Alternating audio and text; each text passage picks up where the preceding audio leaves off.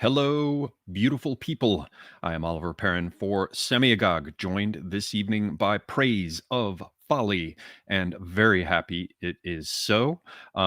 We were troubleshooting some audio issues earlier on my end, so hopefully it sounds all right. If you guys hear anything funky, let me know in the chat, and I will try to correct it. I've got a backup microphone, so I should be able to do it. The subject of the discussion tonight is mercenaries, and Praise of Folly will be walking us through this subject as a kind of introduction, covering recent history, fairly recent history of mercenary activity and organizations, as well as, insofar as I understand it, taking a look at uh, what we can best assume and see where it is possible to see things, because this is an area shrouded in considerable obscurity. He's going to walk us through contemporary activities and organizations, but it's very important to set forth at the outset that there's a whole lot of speculation going on here. I'm sure Praise of Folly will talk more about that, but we have a number of governments who use these organizations specifically for plausible deniability. So that kind of thing can range from, elite operators who are never allowed ever, even after they get out of the service, to talk about what they did. Including when they move over often to mercenary organizations. It can involve things like, pretending you're not really mercenaries, like Ukraine's International Legion or whatever it's called.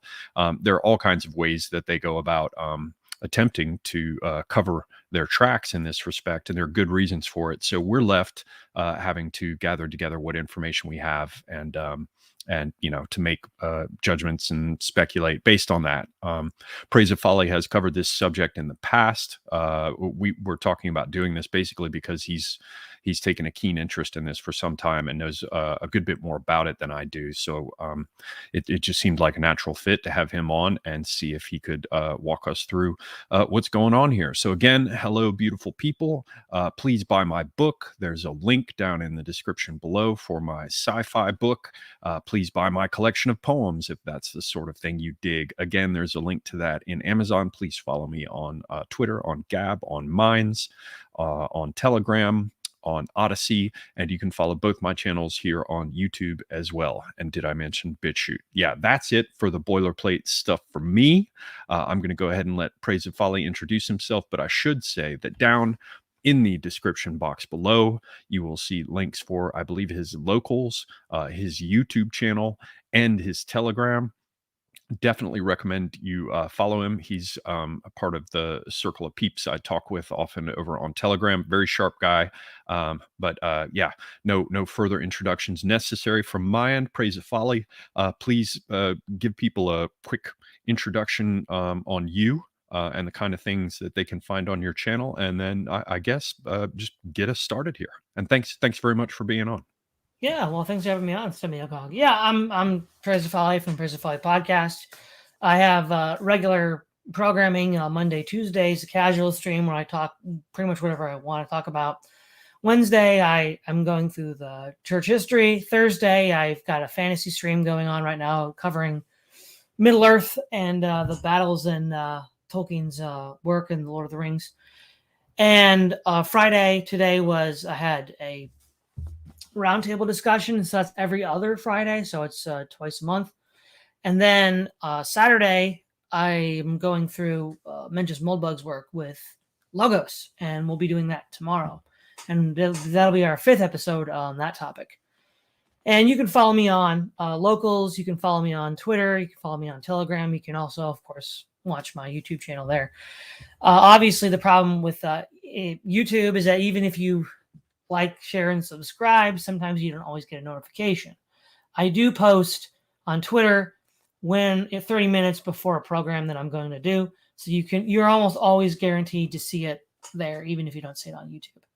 So the issue with private military contractors and mercenaries. So this is what's interesting, right? So after the Treaty of Westphalia, we had militaries became state militaries, right, rather than private soldiers. So in the Middle Ages and the Renaissance, we had lots of mercenaries. all over the place, and mercenaries end up being a lot of a loose cannon. And so with the rise of the nation state, we've seen the nation state itself taking this role for defense and warfare to itself.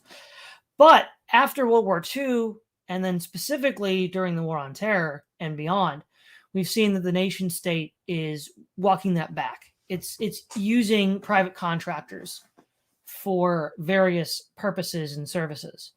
The obvious reason is there's no body bags, right? If a contractor dies, nobody cares. If a U.S. soldier dies, and a lot of people care.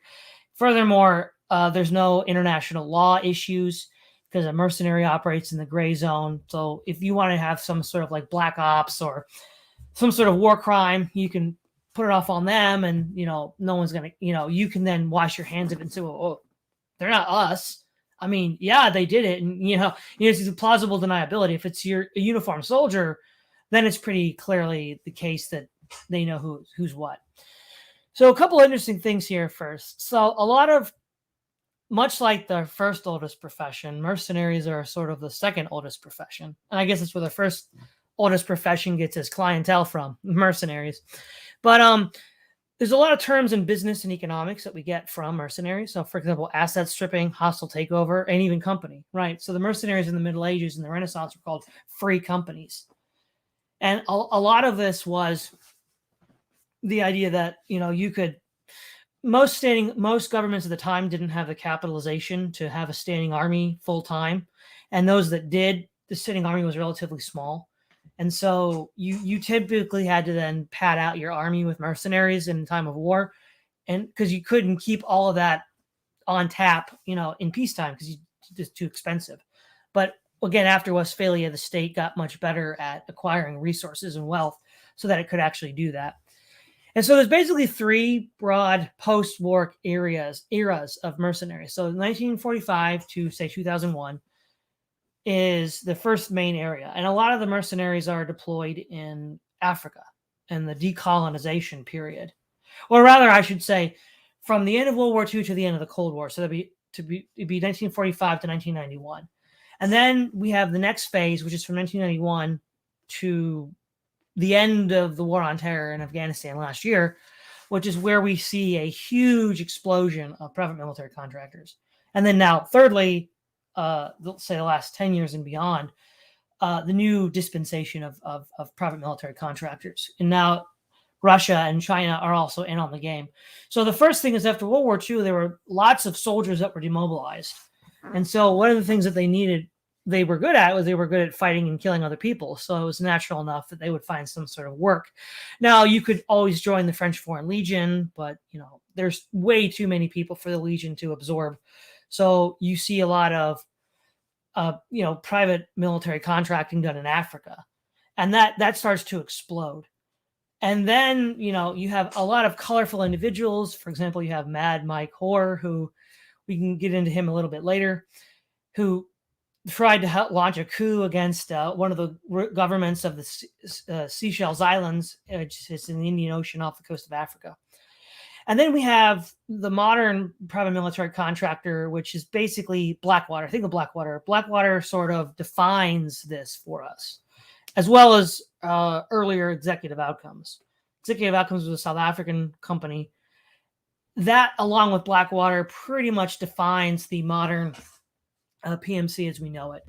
And again, this is the end of the Cold War. Also, this is the end of apartheid in South Africa. So again, there's a lot of soldiers that are being demobilized because governments are cutting down the size of their military and they don't need them anymore. And then more recently, Russia and China are in on the game now. And what makes it interesting is that the capitalization was primarily in the West, because that's where all the money was in the 90s. But now that Russia and China and other countries have started to catch up due to globalism, now they have their own private military contractors as well. So the interesting thing is there's basically three types of companies. There's, quote, non-lethal logistics. Halliburton, KBR, and SAIC are examples of those. They do logistics. So that's, and just for people who don't know, sorry to interrupt, but for the people who don't know the acronyms and stuff, is that like Kellogg, Brown and Root or something? What do the acronyms stand for? Yeah, well, that's Kellogg, Brown and Root. let's see here, SAIC. I only have the acronyms written down, so let me look this up here. Well, I don't want to, waylay you in the process of setting it forth, but where you can, let us know. Sure. And so that's like the butter element, right? The ammo, the butter of the guns and butter dichotomy. And now we have private military consulting firms. So that'd be MPRI, Vinel, and DynCorp, and they do training. So what they do is they don't fight directly, but what they do is train other people to fight. And MPRI stands for Military Professional Resources Incorporated. And then we have the classic private military companies: Executive Outcomes, Sandline, Kroll, Triple Canopy, Control Risks, Armor Group, Aegis, and Blackwater. And there's a lot more now, but those were the main ones in the 90s and early 2000s. And they actually do fighting. And so there's that. And what's interesting is in 1991, the first Iraq War, the contractor to soldier ratio was 1 out of 100. So for every contractor, there was 100 soldiers. As of 2005, in the war on terror, it was 1 to 10. So huge explosion of contractors. And so why would we see a rise in this? Well, one thing is contractors, again, there's no body bag. So it's a way to sort of pursue an imperialist foreign policy without having to worry about the home front. And it's also a way to have plausible deniability for certain kinds of deeds. So we'll leave it there. Yeah, it would seem also that this would have to affect rules of engagement and that sort of thing, right? You've got a group of people who are, well, hell, I'm just starting to think about it now. What do they fall under in terms of their rules of engagement? I mean, is it the UCMJ? I mean, I imagine there are probably circumstances in which they are under the command of, the military and considered, units within their control. But I mean, it would seem the sky's the limit in terms of all the crazy shit you could get up to in terms of not really being beholden to anyone.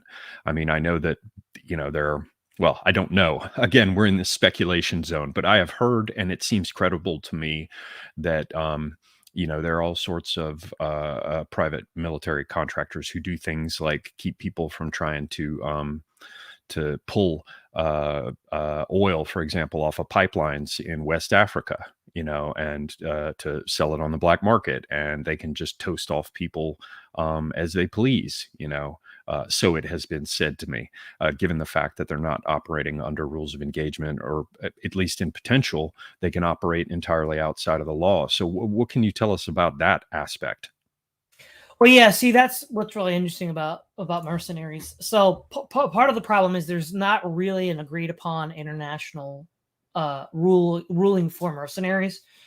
And whenever they're deployed in a conflict, the way they get treated is generally contingent upon the conflict. So, for example, in Ukraine, Russia is saying that any Western mercenaries fighting for Ukraine they will not be treated as national soldiers. So they won't be given the same rights that, say, a Ukrainian soldier would have if he was wearing a uniform and surrendered. And with the Donbass republics, I mean, they'll just straight up execute foreign nationals who are mercenaries. There was a few months ago, there were, I think, 2 British foreign nationals who were captured and executed by the Donbass Republic. So Russia's not messing around. So as far as Russia's concerned, if you're a private military contractor for Ukraine, you're probably going to die. You don't really have any of the sort of rights that, say, a Ukrainian soldier would have who's wearing a uniform.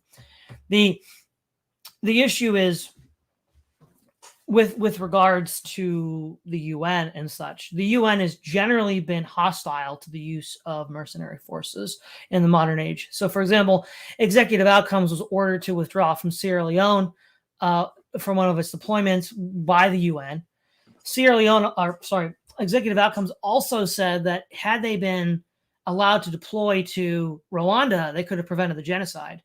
And one of the reasons they were not allowed to be deployed there was because of the UN.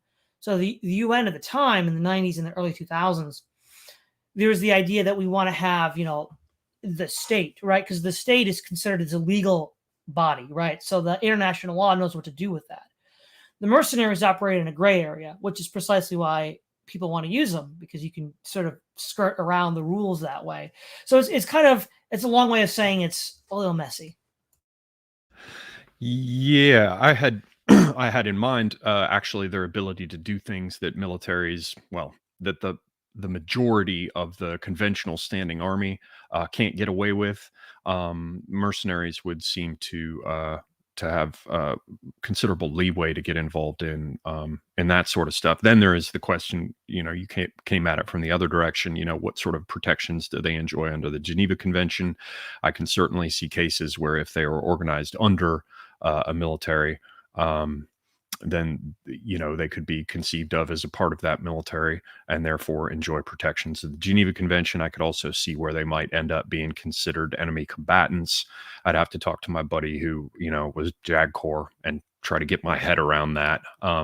So I can't wade into it because I know less about all this obviously than you do. And certainly not as much as somebody with that background. But it seems that that's a very important part of it. The plausible deniability, the aspect of hiding the bodies, the aspect of hiding the budgets, the aspect of avoiding oversight. And then there are all sorts of other things, like, for example, the people who are holed up in Idlib, who are constantly called, Islamist fighters. They're basically just mercenaries working for Turks, who have, for the time being, a city to themselves. And when the Turks need them to perform the historical function, for example, that the Başıbozuks would, basically raiding and terrorizing and, irregulars moving out through areas in order to spread terror in the population and get them to fall into line. Whenever the Turks need them for that sort of thing, they can use them for that, or just put them on whatever the Turkish equivalent of a C-130 is and fly them over to Libya. And I don't want to derail you here, so tell me if this thing that I'm bringing up now is something that we can better address later. But there's also the way in which, were they to be conventional military forces, then the people would at least have to come up with some plausible way of explaining why one group is fighting another. I think when we were talking about this stream offline, I mentioned this to you, but in Libya, and it's been a while since I looked at this, so I might have some of the details wrong, probably do, but as I recall, on one side you have the Government of National Unity, the GNU, that's been operating under this supposed UN mandate that expired long ago. And backing the Government of National Unity, I think you have Italy, the UN in theory, and you have the Turks. And on the other side, and presumably the US, though they stay kind of coy about it. Then on the other side, you have France and Egypt, and I think maybe Qatar, or some of the Emirates, and the Wagner Group. And on that side, you've got Haftar, whom I've mentioned this about him in the past, uh, whose daughter lives in Northern Virginia in the U.S. Wink, wink, wink. So in that kind of situation, the reason I bring this up is because you got Wagner forces fighting on one side, you got Turks on the other side, but they're flying in Islamist irregulars, quote unquote. And it's about these two sides of Libya. But the fact that Italy is on one side and France is on the other probably has to do with their national energy concerns and government relationships with oil companies. So you see, in a situation like this, it seems, I mean, how on earth would you explain to the public why you would have US forces potentially fighting on both sides of the conflict? So there's just, it gets so tangled and so complex, and immediately steps outside of the domain where it's very simple to establish who is your friend and who is your enemy. So I wonder if you can say anything about that, and this whole aspect of the corporations sort of overlapping with states and then private armies and the rest. It almost takes me back in my mind to the days of the East India Company, where you had a private company that fielded a rather large army far afield. You know what? In its heyday, the East India Company had an army larger than the standing army of Great Britain itself. So that's how powerful some of these private military contractors can become. Well, what's interesting is, as you said, with Libya, all this entanglement and these different competing interests, because these are operating in the shadows. You do end up having much more likely, both, the U.S. having representatives on both sides of this conflict, because precisely because it is in the shadows and it's not based on any sort of like national identity, or it's just money, right? For these people, it's just money. So you can get a lot of weird things because, you don't have to worry about sort of national identity and concerns about who would be fighting. Because if you look at this as like a national war between two countries, there's a certain set of conditions that hold. And then if you have, a lot of this, shadowy mercenary stuff, then those don't hold anymore, because, there's, for a whole host of reasons, those things that we would assume holding don't hold, which does make it, interesting in that regard. And you also mentioned with Turkey, the sort of Islamic militia mercenaries.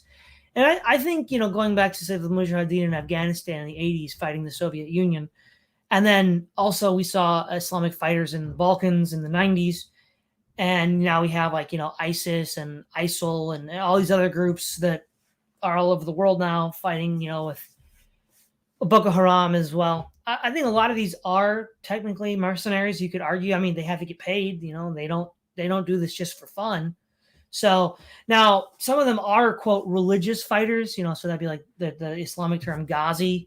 So that's not necessarily mercenary, but I think a lot of them are, because these do seem to be like professional soldiers that just always end up showing up in the same place. If it's the same guy. And then there's the odd trouble of how you'll have Muslims on both sides, and I'm not just talking about like Shiites versus Sunni. You've got situations where it's Sunni on both sides, which rather, causes me to raise my eyebrow about the idea that they're true Ghazis, because as you probably know, the true Ghazi was supposed to be expanding the frontiers of the Muslim world against the unbeliever. But sorry, go ahead. Yeah, so at least with Afghanistan against the Soviet Union, I think we could argue they were plausibly Ghazi fighters. But yeah, and certainly now. Well, yeah, and they're fighting in their own country, But Yeah. it is an interesting thing to bring up, where they would still be fighting if not backed by the U.S. in those circumstances. And we see a similar thing going on with Ukraine, where the United States stands up a proxy force, or, and puts its shoulder to the wheel of advancing their national interests against, say, Russia's. And while they themselves, nobody could call the Ukrainian, military forces fighting in Ukraine mercenaries. I think there's a good case to be made for the International Legion being mercenaries. They sign a contract, they get paid, and people like to call them volunteers. I saw somebody do it in the chat already, as though the mercenaries fighting for Blackwater or the condottieri in Renaissance Italy, had been forced into that position. They volunteered and signed a contract and took their pay. Right. So one thing that I want to also, I should have mentioned this at the beginning. There's a technical difference between a private military contractor and a mercenary, at least on paper. So Eric Prince says that Blackwater, now it's Academy, it's been restructured as of, I think, 2011. But if you work for your national government for a price, they're paying you, but you're not working for foreign governments, you're working for your own government or allied governments. That's a PMC. So a historical example might be the American privateers in the War of 1812, for example. And then a mercenary is someone who would fight for any government. So theoretically, a mercenary might fight for a country that's invading his own homeland, so to speak. That's how little the mercenary is attached. Now, Eric Prince has made a deal with China, with Academy. So by his own technical distinction, he's no longer a PMC, but actually a mercenary now. But the point is, though, there's still at least a distinction to be made on paper. And the idea is that with say privateering, for example, or even just private military contracting in general. Anybody who's any good at soldiering isn't really, in the army. They go to these private military contractors in the United States. You could expect to get paid like 4 or 5 times more than you would as a private in the U.S. Army. So anybody who's any good, goes to like Blackwater or these other groups. And so there's this idea that you have to get the best. So there is a sort of competitive advantage that these groups have because they're able to pay for the best people. And so they can really do a lot with a little. And a really good example of this is executive outcomes. So in Sierra Leone in the 90s, there was a civil war going on, led by the Revolutionary United Front, the RUF. And they were brutal savages. I mean, they would mutilate people, cut them to pieces, and all sorts of things. They had like an army of like 10,000 rebels, and they were getting, I think, money from diamonds. And so executive outcomes, like 150 contractors, goes in there and defeats this force. And they were brought in by the government of Sierra Leone. And the irony here, right, is these are all soldiers from the South African government, from the apartheid era. And here they're fighting for the territorial integrity and governmental integrity of a black nation in Africa. It's kind of an irony there how all these guys are now, doing this, whereas when they were in uniform in South Africa, they were against, the sort of like black governments. And one of the things that you want PMCs for is a way to get rid of difficult people. So in the end of apartheid, 1993, there were lots of people that were afraid that, hey, maybe these soldiers might launch a counter coup and overthrow the black majority government. And so part of that was they wanted to then scoop these soldiers up as contractors in order to send them to other places in Africa. And one of the things that you often do is protect resources. So there was oil wells off the coast of Angola, which that was the first major deployment of executive outcomes, where they defeated a rebel force in Angola. So a lot of PMCs are there to serve transnational corporations to protect their interests. Saline International in early 2000s had troops in the Solomon Islands in order to help with the resource extraction there. So a lot of this is to protect key infrastructure for transnational corporations. And then also, if there's an actual war going on with the government, like say the United States in Iraq, for example, then you can send them in to do a lot of the dirty work. And then, when they die, nobody cares because there's no body bag for a private contractor. Yeah, I can definitely see that. I want to jump in here and just respond. Pierre Delecto was saying if signing a contract and getting paid makes you a mercenary, then basically all American soldiers are mercenaries. And no one said that. I certainly didn't. Well, Praise of Folly certainly didn't say it, and nor did I. I was talking about the fact that you've got foreign volunteers from other countries who go to Ukraine and sign up to fight in an international legion there in that country. They sign the contract to do so and they receive pay for it. And that is a way of not having to call them mercenaries when they're foreign fighters who go to fight for a country that is not their own for pay. As best I can tell, this whole subject of how mercenaries are defined versus private military contractors and the rest, it really comes down to whether or not the government wants to cast it in a bad light. So, for example, if you want to hear an organization consistently referred to as a mercenary organization in the United States, Wagner is the perfect example because the United States doesn't like them, so it calls them mercenaries. Whereas Blackwater, they've got a good relationship with, so they're private military contractors. As far as I'm concerned, yes, there is room to understand auxiliaries. There is room to understand private militaries. But the forces involved, if they're not from that country and they do not enter the armed forces of that country, then they're foreign fighters getting paid and taking their wage. I mean, condottieri, as Praise of Folly certainly knows, just means contractor. They signed a contract, and even as far back as the Italian Renaissance, they were known as contractors. In this case, they go and they call it an international legion, but they still sign a contract and they still get paid, and they're still fighting for a government that is not their own. We just happen to overlook it now because that suits us, whereas Wagner doesn't, so they get called mercenaries. And as I recall, when I was a kid, back in the late 70s and the early 80s, when my brother had stack upon stack of, all the Soldier of Fortune magazines, because it was the cool thing for kids to read. Back in those days, it was well known that if you went off to fight for a country that wasn't your own, you'd be arrested upon returning to the United States. Even today, as I understand it, Wagner is not entirely legal under Russian law. So these organizations tend to operate in a gray area. And all I'm really saying here is that it's a gray area where the definitions are fluid, and usually mercenary gets thrown at people that aren't liked. Whereas, foreign volunteers is a way to paper over those that the establishment does like. Exactly. And you brought up the Wagner Group. This is actually in part why I thought this would be a useful discussion to have, because in Ukraine right now, especially with Russia, we are seeing a lot of these private contractors. So, of course, we have the Wagner Group itself, but we also have mercenaries from Chechnya, from Syria, both of whom have expertise in urban warfare. Because right now, Ukraine's strategy is the German strategy at the end of World War II, the Festung, the fortified city, where you just turn cities into these fortresses. And so hopefully the Russians will then bleed themselves out. And so that's why, of course, Russia has to have these urban warfare specialists. And of course, what this does is, if we look at the conflict in Ukraine now, these sort of like mercenaries and contractors are probably the most effective fighting forces.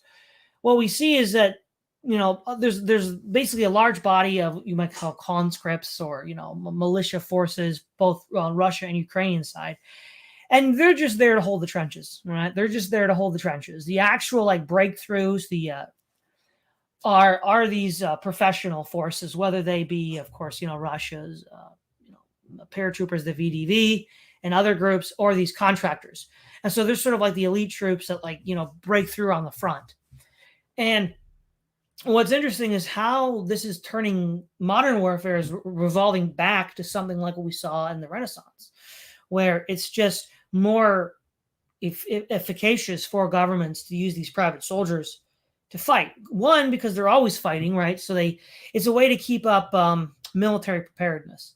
So, for example, the Swiss mercenaries of yesterday, they were always fighting. And so you could always be guaranteed that, there's going to be a high level of military preparedness amongst the Swiss, because they're always contracting themselves out. They were always contracting themselves out. And so living institutional knowledge. Absolutely. It's passed on immediately from people who saw it to the guys who are coming in, and they keep it very much alive, Yeah. And so, but this just changes how war is going, right? So even with the war in Iraq, contractors were far more prevalent than in the 1991 Persian Gulf War.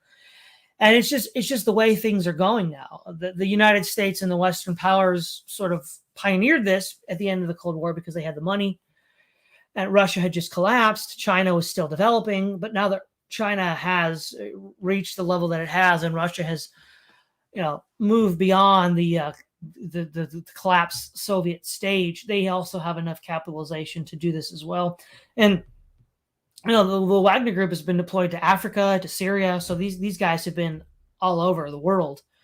And it's a sort of like, the best way to understand these modern mercenaries is like privateers from the 17th and 18th centuries, where you would have a ship that, flies another flag, run by either allowed by a national government. So there was what was called letters of marque, where you were given these, a private individual was given these by the government that he was under in order to attack other ships.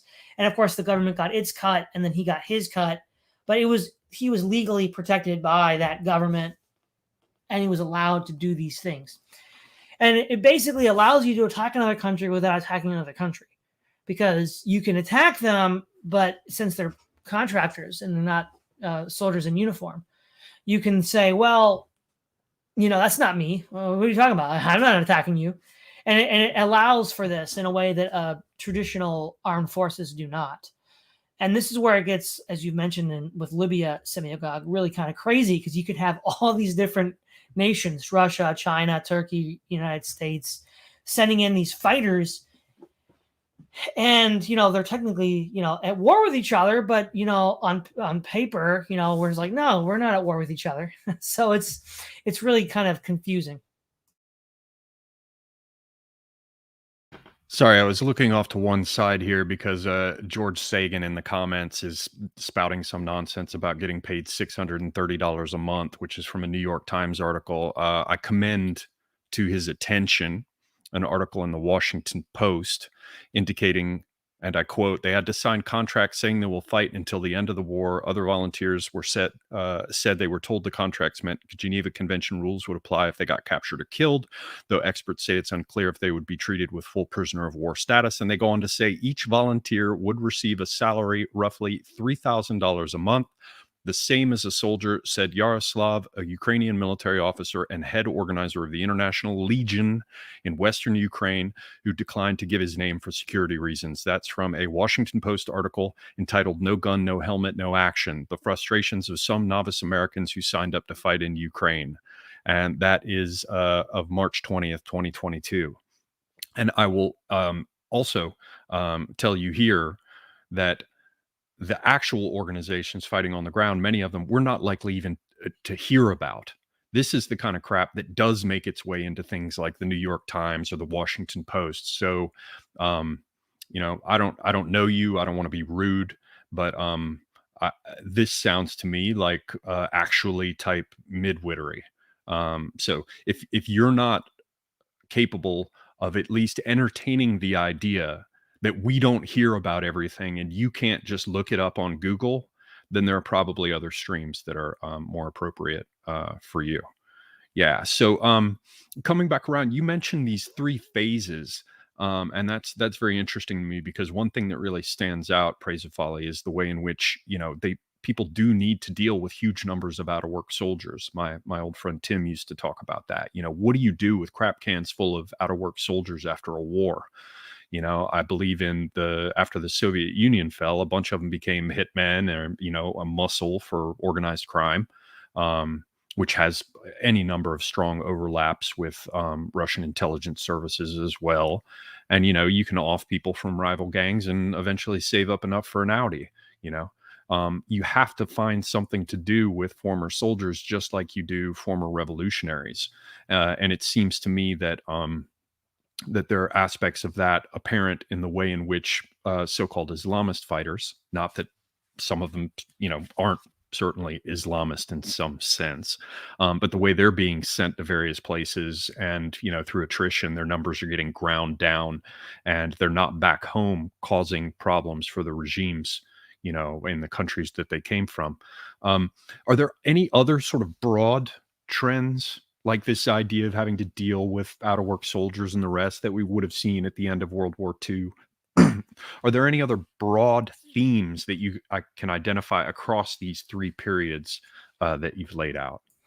Right. So as you've mentioned already, the idea of what do you do with these soldiers that are demobilized after World War II and then after the Cold War? But I think what's really important here is when we look at, again, broadly, so the end of the World War II, the end of the Cold War, that's the first part. End of the Cold War to like 2010 will be the second part. And then the third part is 2010 to now. And that at this point, it's because Russia and China now have enough money to actually get in on this game, right? Russia had just collapsed after the end of the Cold War, so they weren't in any condition to do this. And China was still developing. I think the really interesting thing here is the really important aspect here is their role in preserving critical infrastructure for transnational corporations. As I've already mentioned, executive outcomes was to protect oil wells in Angola, and then Sahel International was sent to the Solomon Islands in the early 2000s. And so a lot of this is a lot of these transnational corporations have, difficulties with the locals, obviously, right? Because they don't like, their resources being siphoned off by Western governments and then them not getting anything in return. And so a lot of these mercenaries are there to put that down in order to protect those resources. And the sort of corporate nature, right? So, there's a lot of, you mentioned again, the Wagner Group. You have these shell organizations, you have all these fake fake titles, so that you can just do the runaround, with each of these firms. And that's the point. They're supposed to be opaque. They're supposed to be ambiguous. And so the other thing that we'll see is that in these eras, they are primarily, again, Western fighters, though they do train, indigenous people to fight as well in these conflicts. And they tend to have a relatively high level of military professionalism. I mean, executive outcomes with 150 personnel, just defeated a rebel army of 10,000. That's insane. But these were, South African soldiers who had fought in the brush war, for 20 years, from the 60s to the 90s, from the 70s to the 90s. So they were that good. And there were efforts to overthrow local African governments, right? And so this is where it gets really interesting too, because there's a sense in which they're used because they're disposable, because they're expendable. They're sort of used to do these sort of black ops, like overthrow governments. So, for example, Mad Mike Hoare tried to overthrow in a coup the socialist leader of the Seychelles, which is an islands off the east coast of Africa in the Indian Ocean. That was totally botched up. They didn't even hide their guns very well, and so it's basic security check just found him. And yeah, it's not necessarily conclusively proven, but he was probably working with South Africa at the time to overthrow that government, because as soon as they got found out, they flew right back to South Africa and got protection. Then there was in Equatorial Guinea, I think it was 2004. You had Tim Spicer launch he was president of Sandland International, launch a coup, which also failed.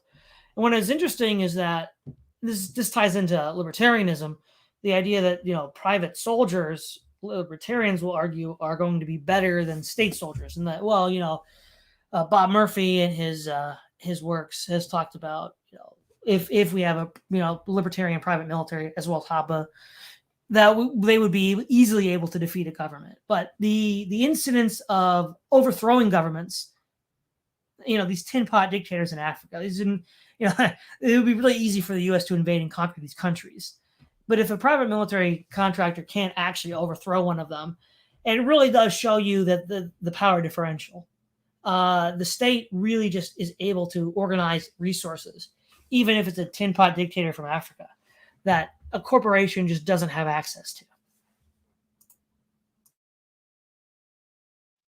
One of the things that really stands out for me is that I'm sorry, I got off this side thing because I'm distracted by somebody doing that actually thing regarding New York Times versus Washington Post stuff. And I've already clearly stated that this involves a great deal of speculation. And clearly people do not understand that not everything gets reported in the New York Times. And I stated at the outset, this is not reflecting on praise of Folly, that this is the case.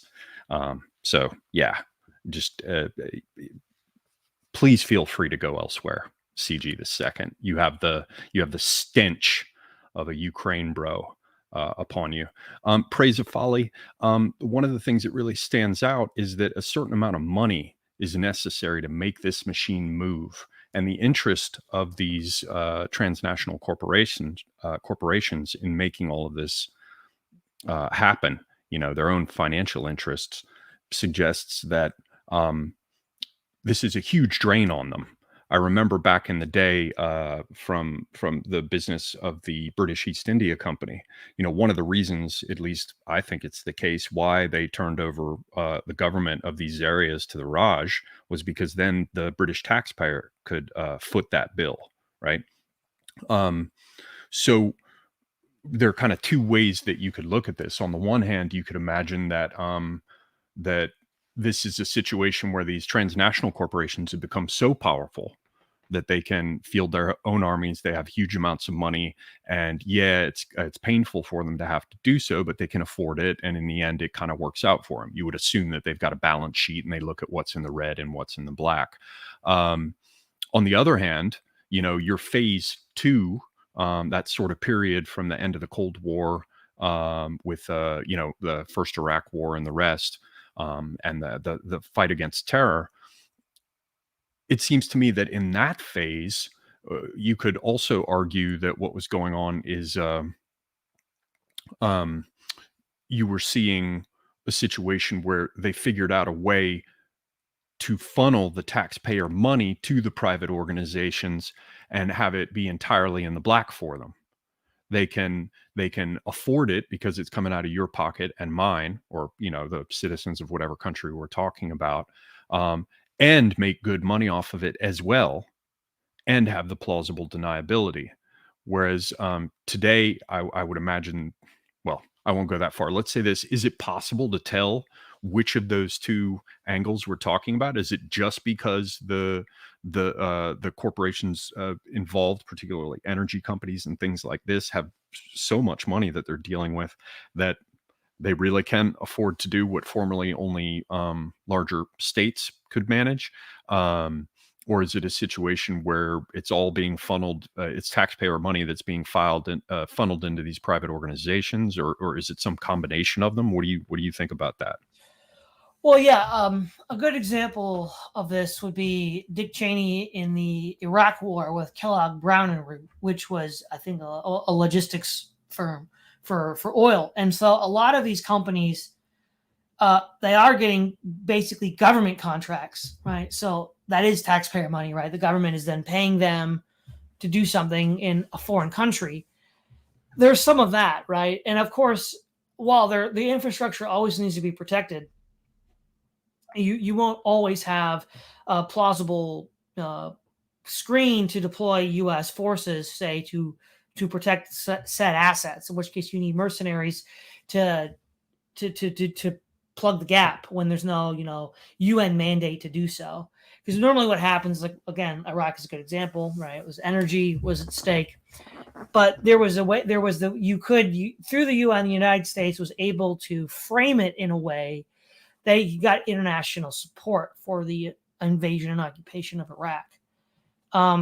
We also see, I tend to see the privatization in the second stage of the United States military with contractors as an extension of the broader privatization that was going on in the U.S. economy, and specifically the European economies in the 70s and 80s. So, right, England had a lot of state-owned companies that were eventually privatized completely, so from 1979, till now. And so what we see is that on the one hand, the state is cutting back what it's doing and then giving that over to the private sector. And a lot of people at the time, especially libertarians, thought that the state was declining and falling. But what it really seems to be is the state was restructuring. It wasn't that the state was getting weaker and falling.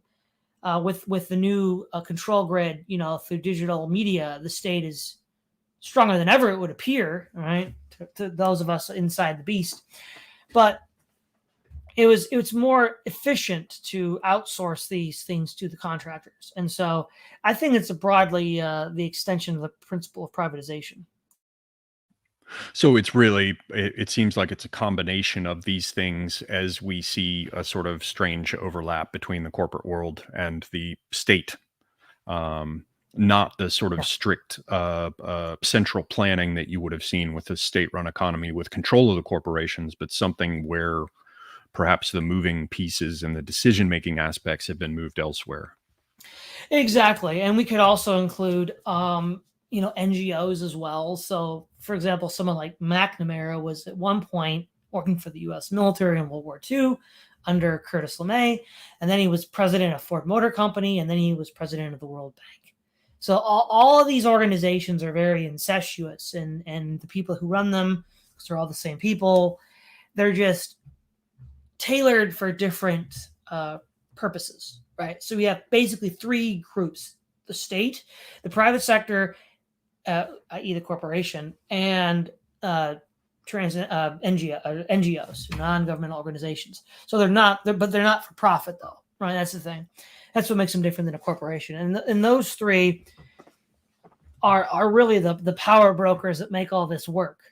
And the mercenaries are mostly associated with the corporate element here because they have to protect their resources. And initially, the transnational, the NGOs, like say the UN and other groups, were opposed to them, but increasingly, because of their utility, I think, and the impossibility of ridding the battle space of these individuals, it's just kind of a dead letter, and it's not as big a deal as it used to be.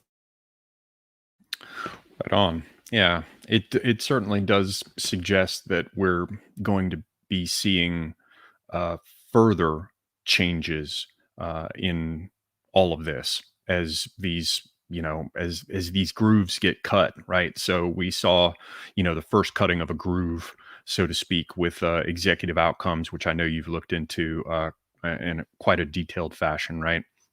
And then we see how triple canopy and Blackwater and all that Cheney stuff got rolling with the Iraq wars and then Afghanistan. So I guess there are a couple questions here. We're coming up on our halfway point, and I know you got a sharp break at 2 hours. So I want to make sure that I get to make the most of your mind as well as our viewers. What do you sort of two angles, and if I'm cutting you off or anything else that you wanted to fill in, please push your way in and do so, and take this in whatever direction you want to take it. But there's sort of two things that stand out for me. One is in sort of the present, what do we know, if anything, about organizations like the Wagner Group and for example, what the Chinese are doing? Because I'd be very interested to just see how they tackle this model, how they think about it, how they do it, right? And from there, maybe we can extrapolate. And then the other question is just more general. Where do you think all of this is going in the future? What do the trends seem to be? Right. So as far as Russia and China, yeah, this is we're really going on the limb here because we don't have. I mean, Blackwater is already secretive enough, and that's a U.S. company. These are companies for other countries that are hostile to the United States, so it gets really sketchy. So Blackwater, we seem to know more, Wagner Group, we seem to know more than what the Chinese are doing. The Wagner Group goes back to, I think, 2014, and it was in part created to deal with the Ukrainian crisis that was brewing at the time. And that's a typical, military contractor private company. So they would send, troops to actually fight, not just train or do logistics. China, the ones that they have, as far as I can tell, because again, there's not a lot of information out there on China's. The state has a controlling share of this company. So while it's technically these are private companies, the largest shareholder is the Chinese Communist Party. So it's really an arm of the government. Basically, it's because they have the controlling share in it. And for China, they're to protect a lot of it is a way to protect the Belt and Road initiatives without having to quote unquote send Chinese soldiers to do that, which could be politically difficult or cause problems. Whereas if they're just contractors and not official Chinese soldiers, they're able to go places that say China couldn't send troops for their Belt and Road initiative. The other thing too is the trends. I think what we can expect to see is, because these forces are so useful to governments, they're able to be deployed in the service of state interest in ways that national uniformed soldiers can't do. We're probably going to see more of these as time goes on. The only thing that I think could limit the spread or reduce the use of these private military contractors is a broader decline of the capital stock of the West, China, and Russia. So maybe due to some sort of extended military conflict, once the capital stock is sufficiently degraded, they just won't have the money to capitalize these companies. But that's the only thing that I could see. You're not going to have any sort of like legal UN thing going on or anything like that. Well, I'm trying to put together the picture here. It seems entirely plausible, and reporting from the ground to whatever extent it can be believed, and I don't know what that extent is, could be, should be believed. But we hear, for example, that Wagner is playing a leading role, for example, in the siege of Bakhmut, where they have to go in and do clearing blocks and urban warfare that's has its own unique challenges, and where you need where squad level tactics become very, very important, and you need people who have trained extensively with each other to operate as a whole, this kind of thing, right? So I think about it, you've got the breakdown that you first laid out, which is very helpful, where you've got people who are handling logistics, right? So this is sort of like the Eisenhower side of things, right? Like if you don't have your logistics taken care of, you're screwed, right? So they'll send in those kind of people. Then they've got the ones who advise them for training and the rest. These would have been the ones back in the 80s, for example. You'd hear about Reagan sending advisors somewhere, right? But so this is like a private version of that. So it sounds like, and then you've got your actual, boots on the ground forces. And from what we hear, it seems that it's more special operations, more high level infantry. Doubtless they've got Halo paratroopers and all this kind of stuff. Or people coming in, all the special forces stuff that people would do is getting carried over to this group, because that's probably the most bang for your buck in terms of small operations, right? It's not like they're pulling these people out just to be garrisons, right? Or policemen or gendarmerie. So if I look at it, it seems like they've broken it out into different areas to insulate and isolate the different parts of the operation. On one level, they're going to handle your logistics and help you with that. And those people probably get brought on, I'm just guessing, at the level of government decision making. Somebody at the Department of State says, we've gotten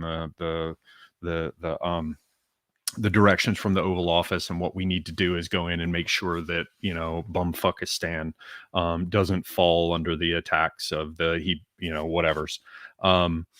And so then a call gets made to one of these companies, because there's going to be a big fat contract going out in terms of logistics. And that in turn is going to loop in all these other manufacturers, whether it's Unicor with prison labor making BDUs, or, if it has to do with artillery, whatever. Hell, there are probably people that they can call on the phone who can, open up old warehouses of Warsaw Pact gear, for them and sell it. So then you've got your trainers, and I'm guessing those are probably going to be people who got given a job after, once their feet get flat and they can't ruck, 80 pounds or 100 pounds of whatever it is, they get pulled off because they've got experience and get used as trainers. And then you've got the sort of the tip of the spear, the people who actually fight. So we can see that there's already a private sector to do everything. And so then the next, there are any number of questions that occur to me, but one is, do we have any sense at all, whether it's of budgets or of actual numbers of, people involved in the organizations? Do we have any sense of how much they've grown, let's say since the 90s? My guess is, and this is just a wild guess based on nothing but hopefully common sense, is that they've grown considerably, but do we know? So you mean, are there more of these companies now than there were 20 years ago? Or do you mean that the companies that exist are actually larger than they were 20 years ago? Yes. Both. I think, well, as to more, yes, there are more. That I think there's new people in the market now. Russia, China, Turkey, for example. And then the shell companies, for these, for example, even Executive Outcomes is coming back. The former president has reconstituted the company. What I think it was this year. So it's got brand strength, right? It's like I heard in Japan they reintroduced Pony sneakers because it was a brand without a product from back in the day. They're like, man, the Executive Outcomes brand, Yeah, no, yeah. And though, as far as like, personnel records and financials with anything like this, it's going to be a nightmare to try to figure out. I don't think we really know anything about that. We can sort of make guesses on how large these corporations are and make some educated guesses as to how much they're probably making. But yeah, this stuff's going to be really well kept secret. Is there any reason to believe that there are fewer people involved and fewer companies doing it? No, no, Ukraine especially, we see both sides using large amounts of these private contractors, as well as you said, in Libya and also Syria. And what do you know, just on the off chance you do know anything, do you know what's going on in the Sahel and who is involved there? Because it seems like all kinds of special forces from different countries are there. Certainly the United States, certainly France, and I've heard tales about Russians, the Wagner Group, and that seems to be a major area for mercenaries. As you know, for a while there, I was trying to get people with mercenary experience on, and while a couple people got recommended to me, and some of those recommended seemed like they knew their shit and were involved in it back in the day, they'd clearly been out of it for quite some time. And the sort of the catch 22 I ran into, and nobody said this to me, but it seemed apparent. I talked to a couple people, and one seemed very interesting, and like he was probably involved in this kind of stuff today. And as soon as I told him that in the stream, I would, I have questions about Wagner Group. I'd have questions about what's going on in the Sahel and all that kind of stuff. He just he disappeared.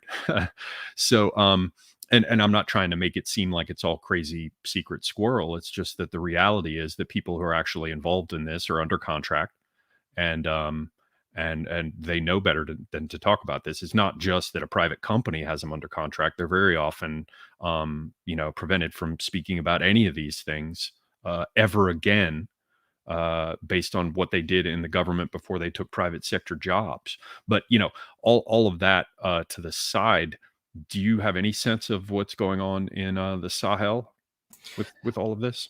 Yeah.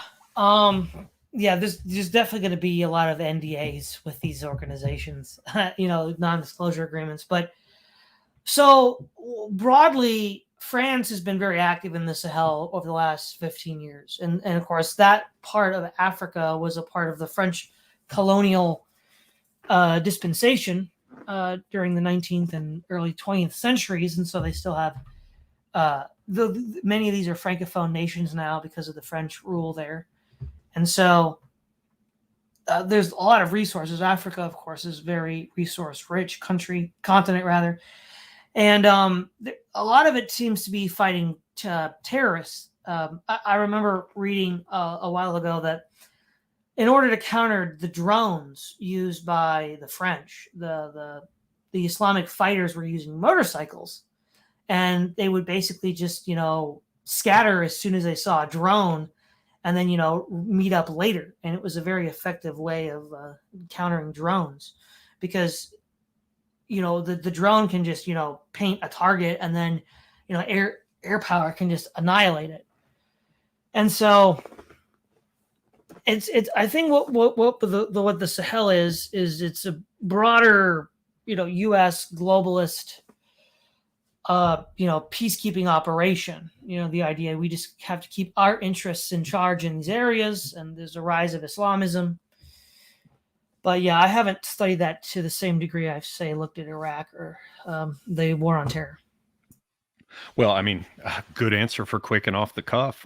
The reason I ask, though, just for the record, is that crossing the Sahel is a central part of the chains of migration that are running from sub-Saharan Africa up to the Mediterranean coast and into Europe.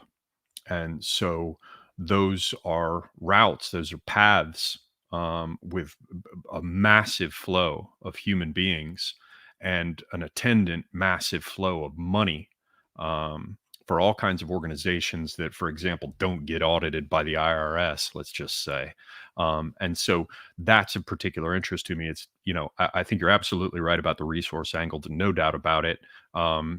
And that would have to be a part of why, for example, the French would be deploying conventional military forces, even if they're special forces or whatever, right? Um, and of course, Europe is very resource, well, not very, but relatively resource poor, you know. Um, and so, well, that's probably not the safest thing to say. Let's say this: Europe is extremely hungry for commodities that come from Africa.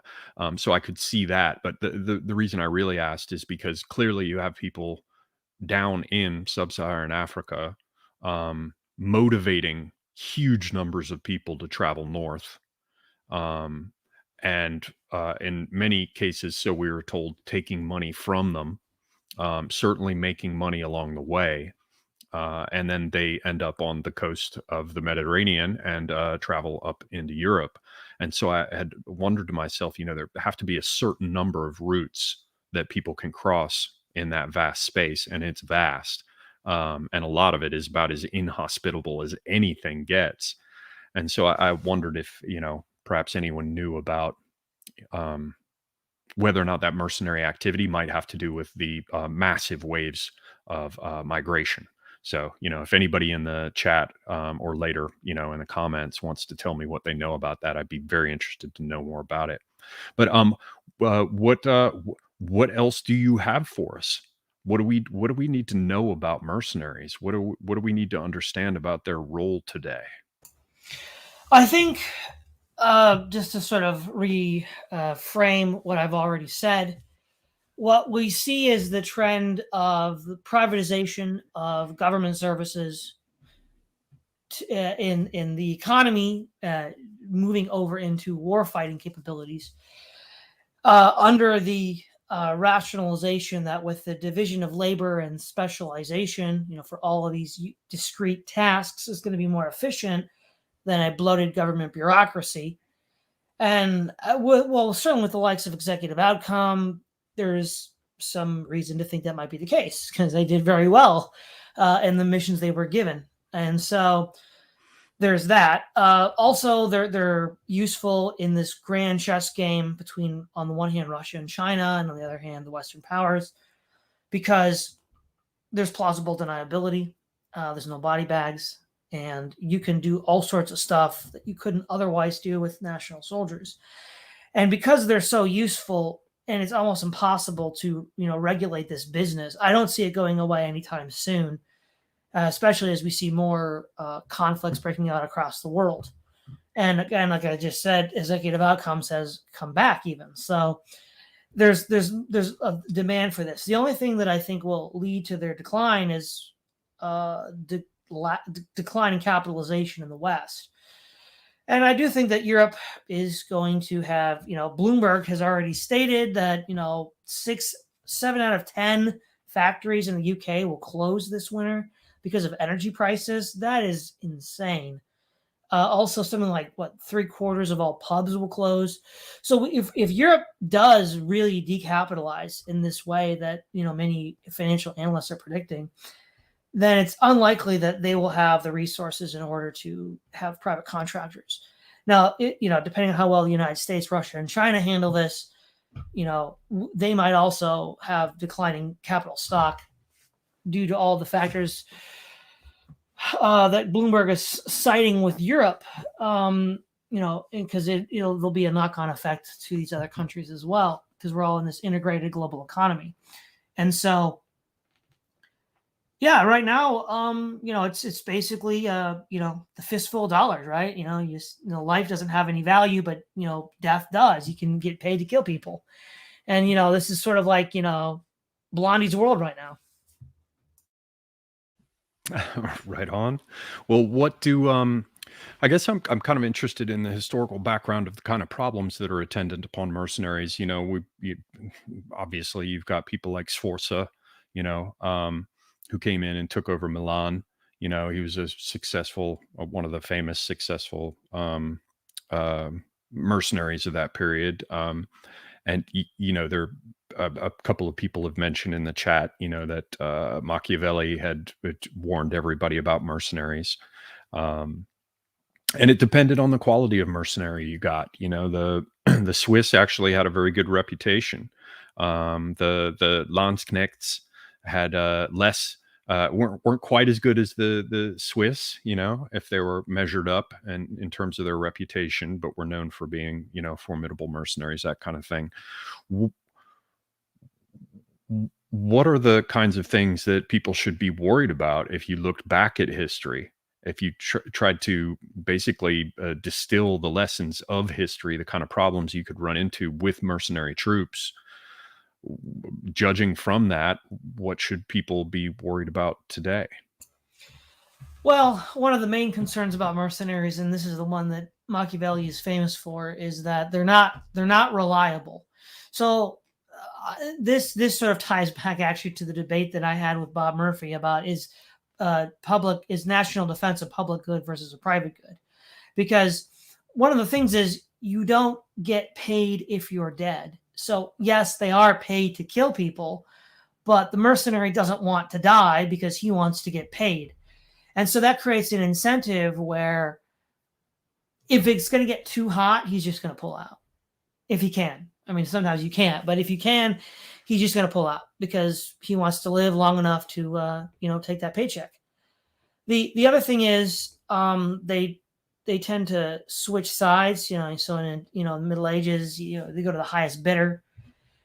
And because if you switch sides, of course, you have an advantage now because you know all the inner workings of your former employer, and so you can then use it to your advantage to defeat them on the battlefield with your new employer. So and general ruthlessness. They were called the Black Bands in the Hundred Years' War and the Italian Renaissance and the 30 Years' War. They just pillaged and looted and raped and destroyed everything. I mean, if they don't get paid, they're just going to take what they want because they're soldiers. They're able to apply violence to get what they want, and so there's no war and there's no orderly use of them. They'll just take what they want.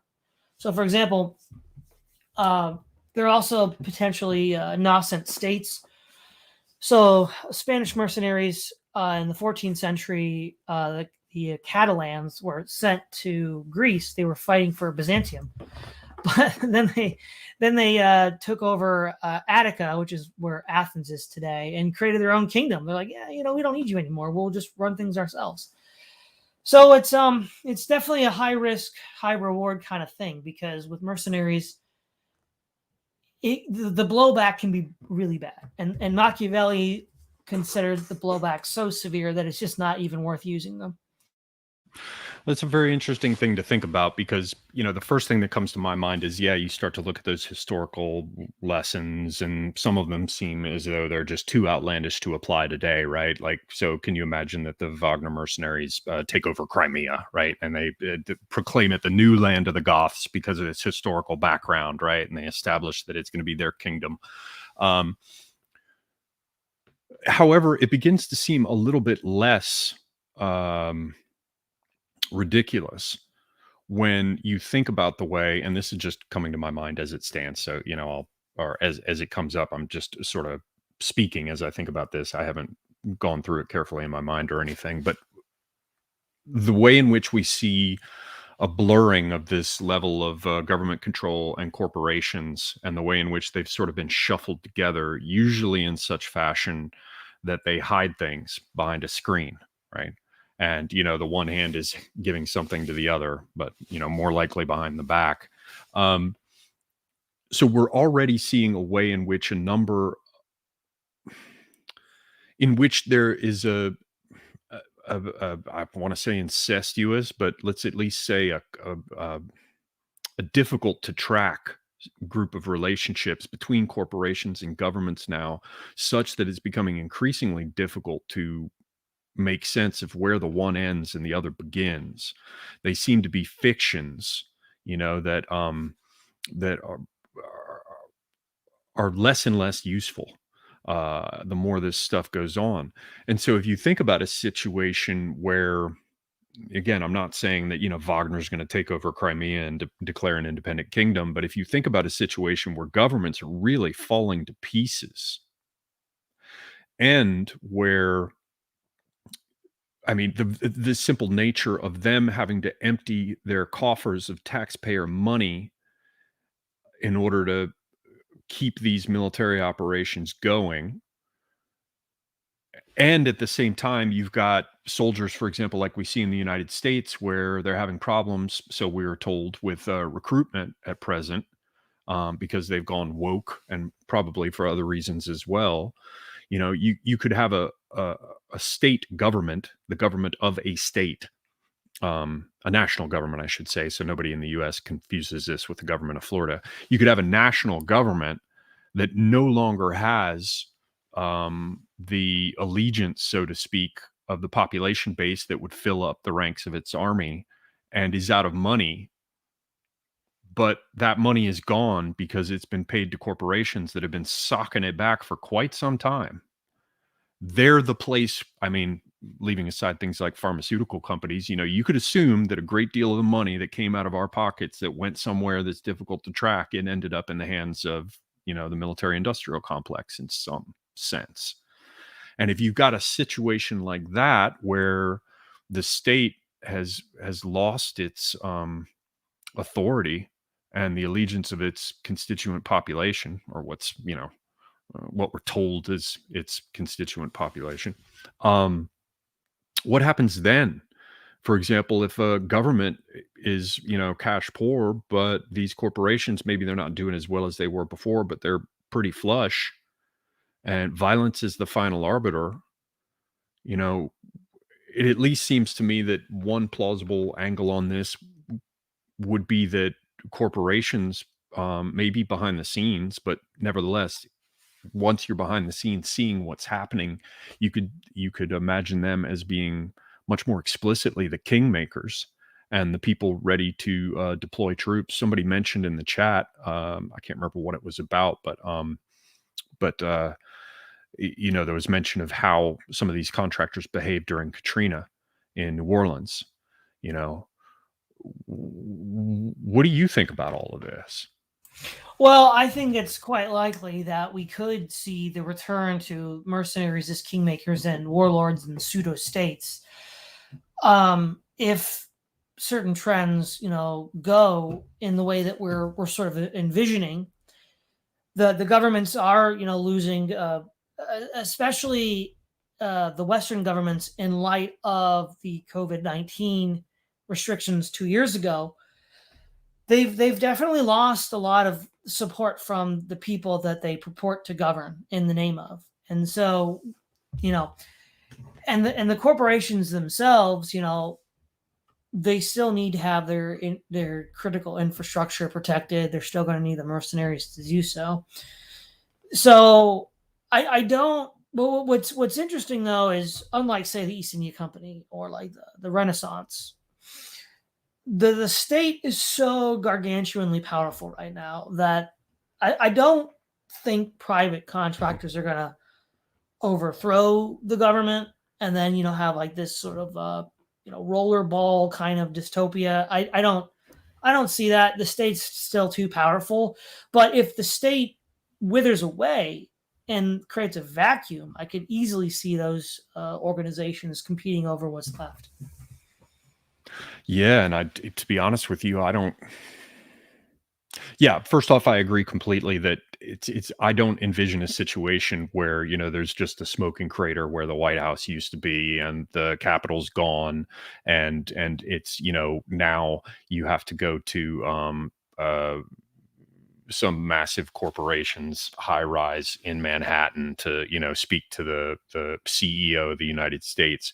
Um, so not quite that rollerball dystopia, but I could easily see where the skin suit of the government remains, and in order to make things happen, they rely upon trained soldiers that they can pay, um, who are going to be, you know, as useful as they need to be against populations that need to be managed. And, you know, even from the period when, you know, Antifa was doing whatever they were doing. I can't remember where this was, but there was a video going around of some guys who had pulled their insignia off of their little Velcro patches. So they were, you know, we're given to understand that there were feds of some kind who just rolled up and picked these people up and carried them off somewhere because they were engaged in, some kind of Antifa nonsense. But, if this seems entirely implausible to people, these scenarios that we're just gaming through here, not saying they're going to happen, but how do we know who those people were? You know, who are we to say at this point that the people who roll up in big black SUVs who are wearing BDUs of some kind, but they have no insignia patches, who are we? I mean, how are we expected to identify them? And therefore, how can we dismiss that the ability to pay people outside of the normal national mechanisms for security to do things? How are we to assume that can't happen? Well, yeah, I don't think we can say it can't happen. And you brought up a good point too. A lot of these like rent-a-mobs that the left uses, like say in 2020, for example, during the Floyd riots, a lot of these people are technically mercenaries as well. They're not necessarily fighters, but they are serving some sort of political end, doing some sort of political action. They get bussed around. Someone has to pay them. Someone has to do the logistics. I mean, Lawyers have to be on call to bail them out, and they cost money. And Mhm. and I don't want to cut you off because you're going somewhere and it's interesting to me, but this fits together with the whole idea. Now we've got the logistics block of it, right?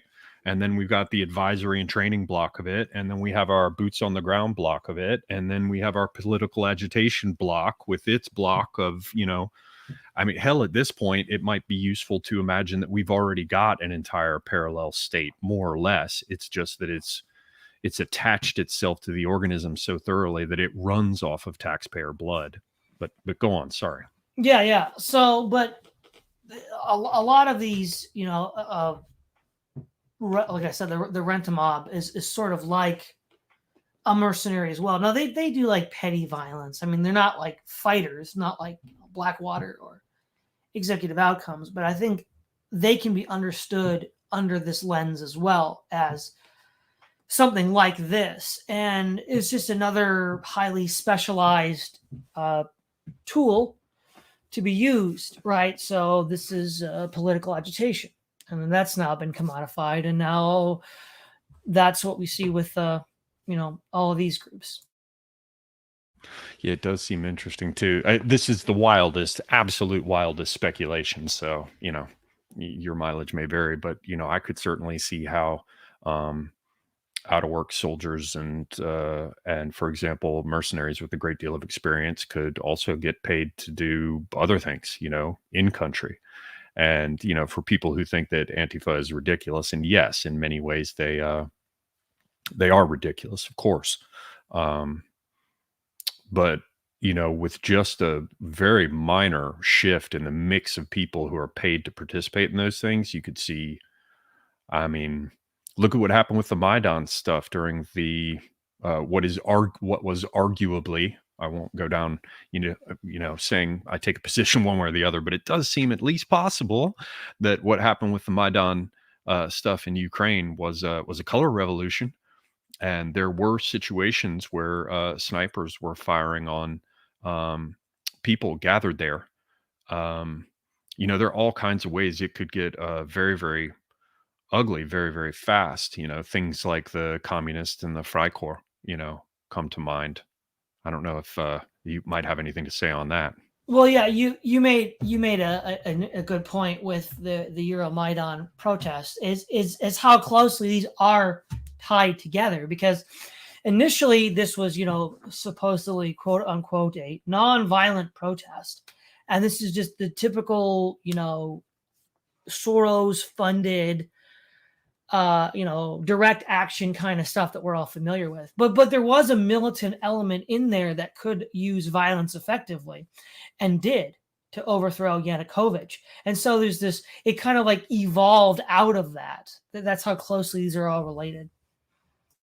Yeah, and related to intelligence services as well, which have undergone their own sort of parallel process to the militaries in terms of having ever more privatized elements. Although you could argue from very early on, certainly with organizations like the CIA, where their budget is, they don't have the same kind of budgetary oversight. And if I remember correctly, I was told that they have their own letter of marque, so to speak, allowing them to form all kinds of private companies and never tell anybody about their affiliations in order to do what they need to do. So when you start thinking about a weird government private sector overlap, along with agitators doing their direct action in the streets, mercenaries, and this business with intelligence services, it can get very interesting very fast. Well, I would ask you then. I know that this is the second stream you've done today, is it not? It is. Yeah. Okay. Well, so not to hammer you too hard, I would ask you first off, thank you for all of this. Ask you what other things you might want to cover, and then if it's all right with you, open it up for a few questions before you have to run. Well, I think as far as the importance of mercenaries in modern conflict, and a brief overview of the evolution from the end of the World War II to now, I think I've said all that I want to say, and I just want to thank you, Semiagog, for the opportunity. This was a very pleasurable experience.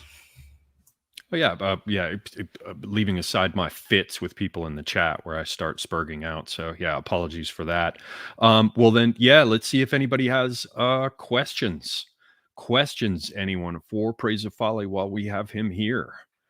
Anything? I should say specifically on the subject. I know a lot of people like to jump in with ask me anything questions, but I want to be respectful to our guests and also to our viewers who are going to come in here looking at this book's cover, thinking they're going to hear about some kind of discussion, however speculative, about mercenaries. So what kind of questions do we have here, ladies and gentlemen? I'm just going to look back through here and see if we have anything in here that seems... one of the things that came up that I was kind of curious about is, how they can, somebody brought up, maybe it was Minoan, I can't remember, but asked whether or not, rather asked how it is that that mercenaries could be kept on a leash if they started to cause problems. I didn't jump into that at the time because it seems to me to be pretty straightforward. As it stands now, if we're just talking about a mercenary organization as it appears to be, presumably you can just stop paying them. And unless they're of a considerable size operating somewhere where you can't get conventional military forces there, there is always the military solution. If you're talking about elite infantry, they could still be hammered shit with artillery strikes and missiles if they cause a problem, So is there anything you'd want to add to that, Praise of Folly? No, I think you summed it up quite well, Semiagog. You just don't pay them. that's how you keep them on a leash. And then there's one here asking if you have any thoughts on South Africa. I'm not sure what the context is. Can you guess maybe what that's about? Maybe mercenaries operating in South Africa? I'm not sure. I don't know if there's anything in the news now. Well, yeah, I don't know. I mean, obviously South Africa is important to the story because of the South African Defense Forces being reconstituted, as these mercenary companies like Executive Outcomes. So, of course, that's where a lot of the fighting men came. But those men are all gone now, right? They're either dead or they're too old to fight. So I don't know if South Africa now is providing those kinds of personnel. All right, we have one here from Connor Osterblad, and it says, "Do honor cultures produce better mercs like the Gurkhas and the Swiss?" I'm going to turn this over to Praise of Folly, but I don't know enough about the Gurkhas to know whether you could truly call them an honor culture. Best way I ever heard them described was basically Mongols who live in mountains and who are just as pitiless and efficient as Mongols. The Swiss certainly made a name for themselves, but I'm not quite sure it was based on honor. I think it was based on them being hardy troops, accustomed to very rough country, very tough people. And they like to cross their T's, dot their I's. They make great guns, great clocks. They arrive on time, and they honor their contracts. Do you have any thoughts on that? Praise the Folly? I think what this commenter is getting at is that countries or cultures rather that have a sort of honor setting where you resort to personal violence to solve a dispute, like say a duel or something. People who enjoy fighting, in their cultural lifestyle as one of fighting, do have a tendency to be soldiers for hire. So, for example, another term, the wild geese, that refers to the Irish, and they were, Irish love fighting, right? We all know that, and they were, contracted themselves out in the 30 Years' War as mercenaries as well.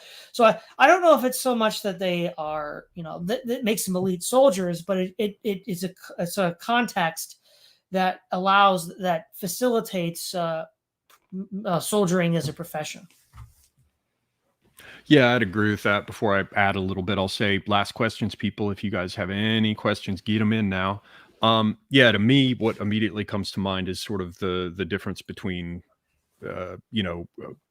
countries and cultures that have or had traditions of personal honor and dueling and one-on-one combat versus, for example, countries that have cooperation drilled into them, and who have effective militaries fighting as a collective. So, the story, people on my channel have probably heard it before, but there was one particular tale recounted. I think it's in Livy, where Hannibal's going up through the Alps and he's trying to get over to Rome, and he gets basically bottlenecked in this pass by this Gallic tribe that, controls that pass, and Hannibal was screwed. And so what happened is, their chiefs and their heroes and their big men climbed, they're further up the hill, they climb up on top of these rocks and they start doing the Celt thing where they shout about their lineage and, they're the son of such and such and they smote so and so. And while they were busy working themselves up in their honor culture for that one-on-one combat that was supposed to be the glorious, violence between heroes, Hannibal sent some of his men around him by another route with a guide and smashed the shit out of them. So you can look at the culture that is more warlike, more violent, on an individual basis. And while, it very likely means you're going to have somebody with more experience of violence if it's just one-on-one compared to someone who doesn't come from that background, sure, but that does not necessarily mean that you're going to be able to fight as a unit or a larger organization any more effectively. I mean, the Romans showed that over and over again. No, I agree. All right, well, let me see if we had any final questions come in here.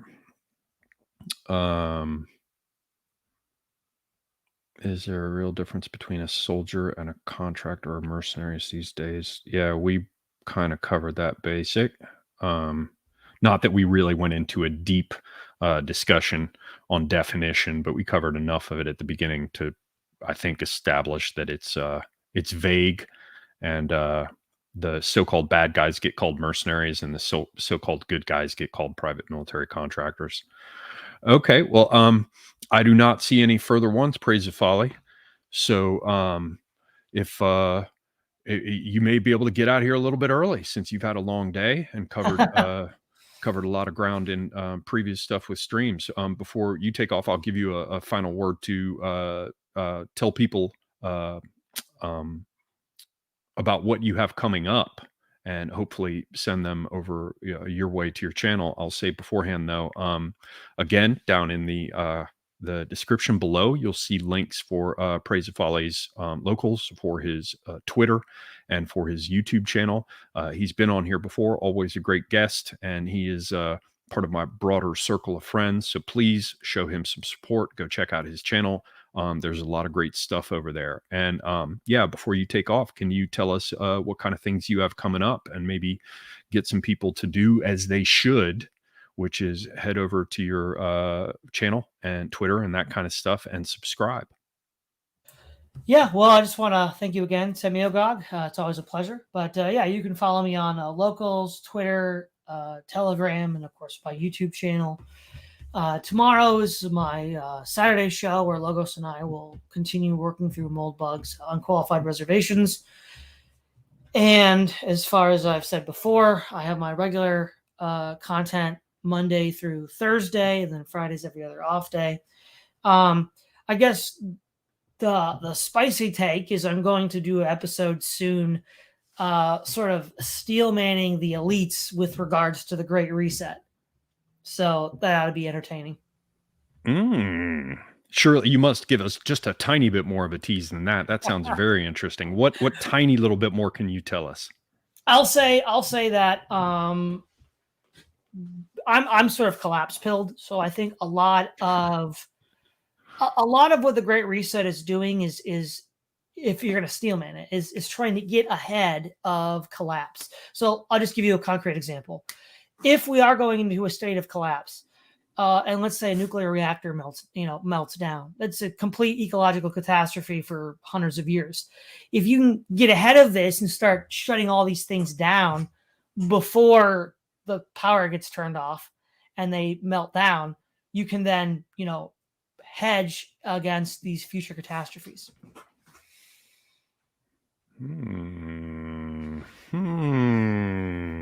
There are many ways I could see this being turned before us. Well, I look forward to hearing more about that. Definitely head over to Praise of Folly's channel. Check him out.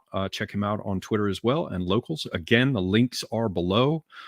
Thank you again, Praise of Folly. Thank you all for joining us this evening. I apologize for my spurging fits with people in the chat. I just came from long fights on Twitter, and now I'm over here, so I'm doing the whole thing like a freak. So please do forgive me. Until next time, I am Semiagog, and I am out.